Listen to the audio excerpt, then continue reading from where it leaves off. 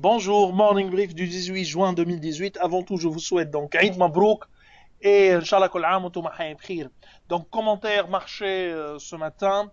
Deux, trois actualités qui concernent les prétendants pour l'acquisition de Banque Zitouna et quelques actualités qui concernent surtout la dernière révision à la hausse euh, du taux directeur de la BCT. Donc je cède la parole à Bassem pour commenter le marché. Merci Chris, bonjour tout le monde et كل عام وانتم حيين بخير. Pour le Thune Index, la semaine dernière, c'est une semaine écourtée, mais le Thune Index, il a quand même progressé de 1,14%, 23,6% depuis le début de l'année. Donc c'est une performance exceptionnelle pour le marché tunisien. Le volume, c'était 68 millions de dinars, donc quand même c'est une semaine très dynamique. Pour le volume, il y a notamment donc la SFBT 37 millions de dinars, il y a également la BNA 5 millions 6 et l'ILA 2 millions 7. Alors, meilleure performance la semaine dernière, c'était la SCB plus 15,4%. Elle a clôturé à 5 dinars 0,10. Donc c'est l'un des cours les plus élevés du titre sur l'année 2018. Il y a également Aotech et la Sotuma qu'on note surtout la présence d'Anibalis qui a progressé de 8% à 8 dinars 39. Concernant les baisses, pas grand chose à noter. Il y a surtout la BTE, moins 7% à 12 dinars. Il y a également la Sopat à dinar 46, moins 6,4%. Il faut juste souligner que pour ces 2 semaines, il y a un retour à la normale pour ce qui est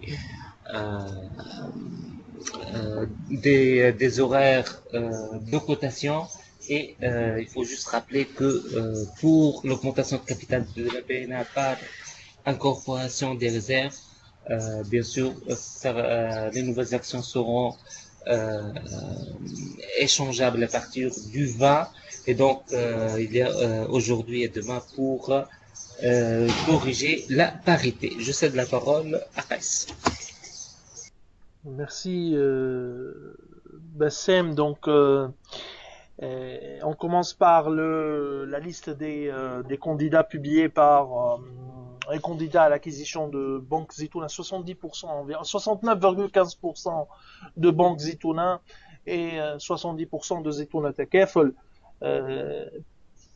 Donc la liste de 7 prétendants. On compte parmi les prétendants à l'ATB. C'est surprenant. Nous, on réitère notre opinion sur le fait qu'aucune banque tunisienne n'a les moyens actuellement pour racheter les 69% du capital de Banque Zitouna sans un appel au recours à ses actionnaires à une levée de fonds importante. La dernière transaction réalisée sur Zitouna Bank a été valorisée ou a été réalisée sur la base d'une valorisation autour de 400 millions de dinars. 400 millions de dinars, donc 69% ou 70%, on est à 280 millions de dinars minimum. Une valorisation qui se base sur un price to book autour de donc de 1,6 les fonds propres 2017. On est à 1,44 pour les fonds propres des banques tunisiennes, l'ensemble des banques tunisiennes. Pour Wifaq Bank, qui est une banque islamique, 1,24. Autrement dit, ce sera une transaction coûteuse avec un goodwill important, un écart d'acquisition important. Donc, nous, on ne pense pas que, avec le périmètre actuel, la structure bilancielle actuelle de ATB serait capable de racheter Zitouna Bank. Parmi les autres prétendants, on note la présence de banques marocaines, CIH, avec la banque qatari, qui est Qatar International Islamic Bank, qui a également lancé avec CIH la dernière banque participative lancée l'année dernière avec bien sûr CDG qui contrôle CIH. Le vrai prétendant, à notre sens, qui a les moyens, c'est Banque Centrale Populaire qui avait déjà annoncé qu'elle est en train de négocier son entrée en Tunisie. Zitouna Bank, ok, mais probablement elle est également en lice, elle serait également en lice pour l'acquisition de 60% du capital de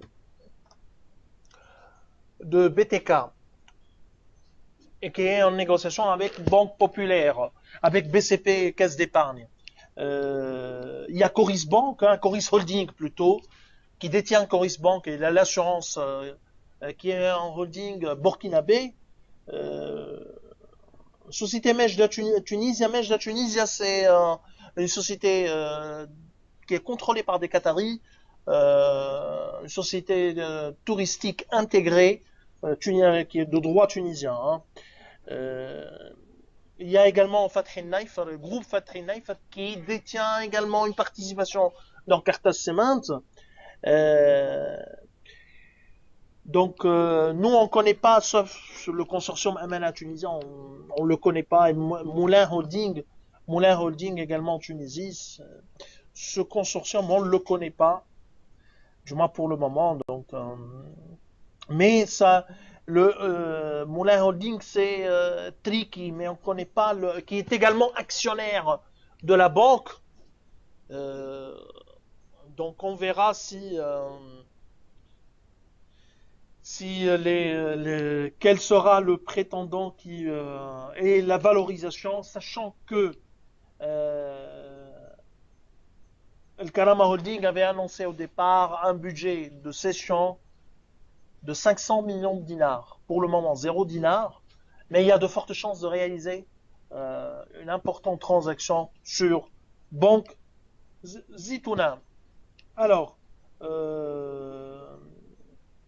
autre actualité concerne la dernière révision à la hausse du taux directeur, 100 points de base à 6,75%. Selon la presse de ce matin, le FMI avait exigé cette fois une augmentation de 300 points de base et que, selon toujours la presse, la BCT avait accepté seulement une augmentation de 100 points de base. On verra si il y aura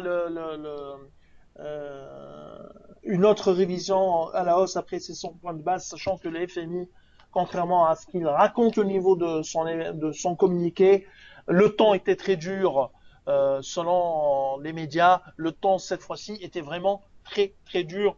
Maintenant, les autorités tunisiennes vont se concentrer sur la compensation. On parle d'un nouveau produit essence qui ne serait pas compensé, c'est-à-dire subventionné, ou bien en partie subventionné pour les bouteilles de gaz. Pareil, donc il y aura un lancement de bouteilles de gaz pour les industriels.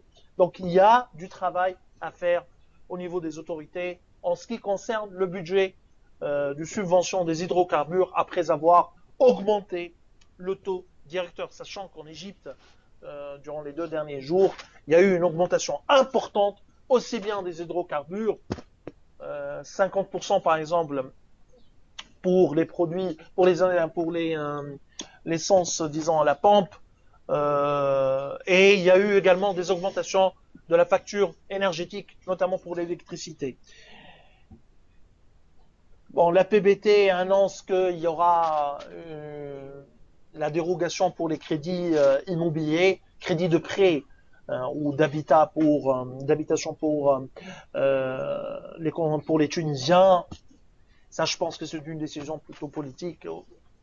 En réalité, il n'y a pas de demande sur les crédits actuellement, ou la demande a ralenti pour les crédits immobiliers, pour les prêts immobiliers, et également, c'est une décision que chaque banque pourrait prendre à ne pas, disons, à pricer ses prêts. Donc, nous, on pense que et on est toujours pour la fluidité du marché. C'est la concurrence qui fait le prix. C'est le marché qui fait le prix des prêts et des crédits. Donc. Ça, ce qu'on a comme actualité pour ce matin, bien sûr, il y a BNA qui annonce le détachement lié à son attribution, sa dernière attribution d'action gratuite. Donc, une, euh, donc il y aura le détachement le 20 juin 2018.